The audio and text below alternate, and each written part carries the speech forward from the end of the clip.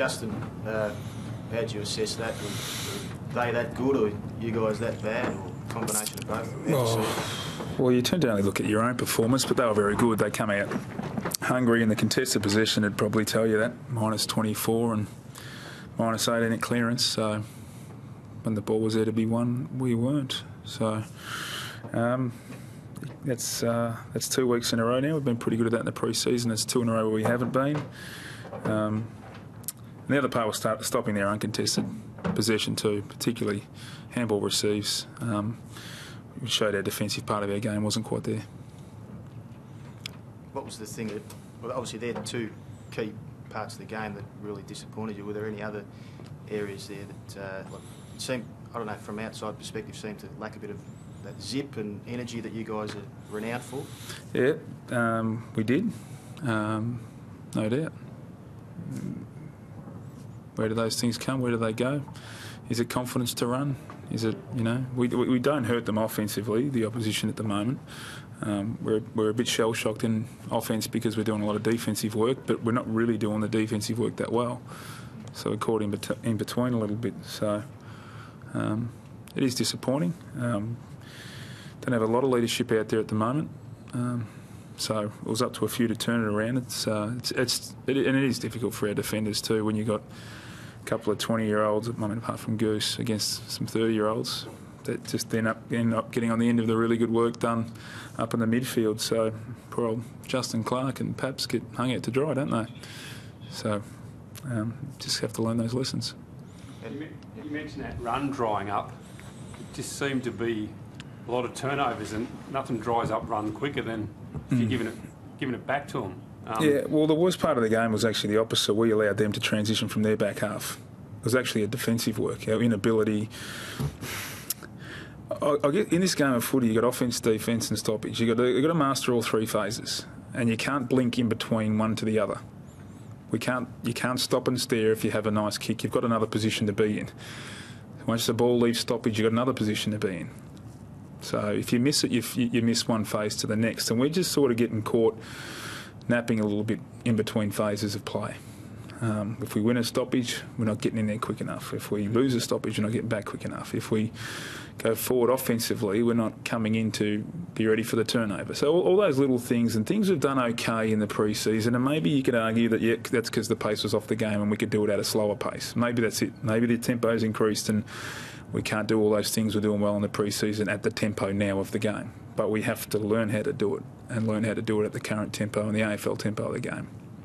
What happened to Close, and what was the effect of that? Knee. Just in that marking? Yeah, I think he landed on the two grass on the boundary line there where they put that fake turf. I think he landed on that section there and hurt his knee. I'm not sure if it's a reco or anything like that, but we'll find out. Looking at the team winning the ball in the first instance, does that create more pressure to actually do something with it, and therefore... And then overuse.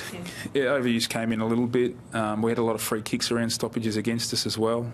They're elite at drawing free kicks, I must say, all over the ground. That's something we can learn because they do pay those. You're actually allowed to bore your head in and win a free kick. We're not good at that. We have to, I think because we're a bit younger and lighter bodies, we try and evade the tackle as opposed to take it on. I mean, we like to improve in that area as well, and maybe even draw secondary stoppages if they're not free kicks. But yeah, the better, stronger teams like North are, and I think they're one of the oldest teams running around at the moment. They just got us in all those little experience areas as well.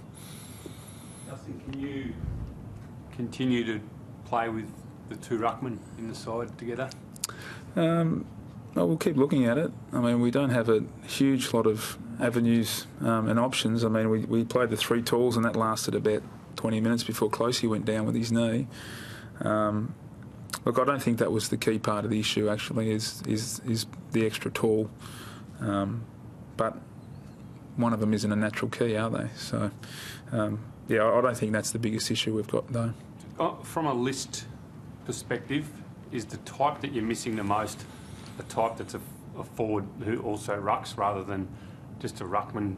Yeah, probably. I mean, we've got some kids that can fill that role. We've got two kids that are first and second year players, but it's not going to help us in the short term, and that's where our list is at a little bit. So there's part of you have to be a little bit patient as well to for the kids to catch up. I mean, Marco Paparoni's still a skinny kid, and looking forward to the day he gets big and strong and can throw the opposition around as opposed to the other way around. And we've seen the evolution of it, haven't we, through all the teams? We're just in the current one with these kids. Some of the young McGrath, O'Brien, they I don't know if it's, they're not burnt yet or fear of failure, but they seem to be providing a bit when they get in there, especially with their endeavour. Well, Jaden McGrath is one of the smallest guys out there, and he throws himself in situations more than guys have had that have been around more than 5 years at our footy club. So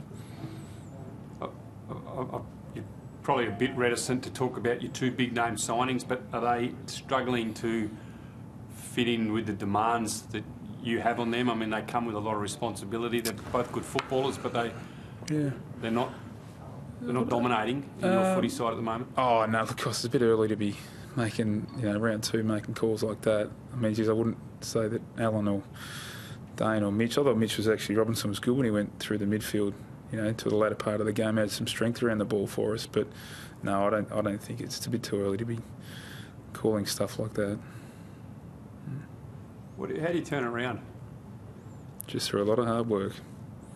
I think what we've shown is we can, our game styling can hold up, and we've done it, and we've won games this year with the current group.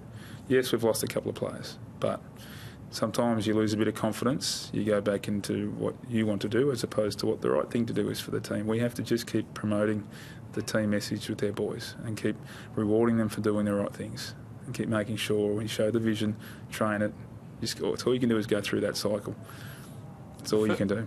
The first 20 minutes, it seemed to be the football that you've told us how you want to play, and I guess it's highlighted when a ruckman takes a mark in the forward 50, but the goal that Josh Green kicked and Adcock following the ball up, it's what you've told us for 18 months, how you want them to play. It sort of clicked for 10 minutes or 15 minutes and then... Yeah, they kicked the last 3 goals 3 minutes in the first quarter and then won the next quarter by about 4. That was pretty much the bulk of the score came in the last 3 minutes of the first quarter and then the second quarter. Third quarter we stabilised a little bit and then the last 5 minutes again we let them go. So, I mean, that's what you're going to get too. I mean, if you want to block the game up, you can block it up as simply as that and say, look, we did have good patches and we were able to do some things, but for the large majority we can't. And that's where we're at a little bit. So we've got to change that. If we have to change our personnel, we have to change it. But sometimes you have to stick with what personnel you've got and keep educating them to get better.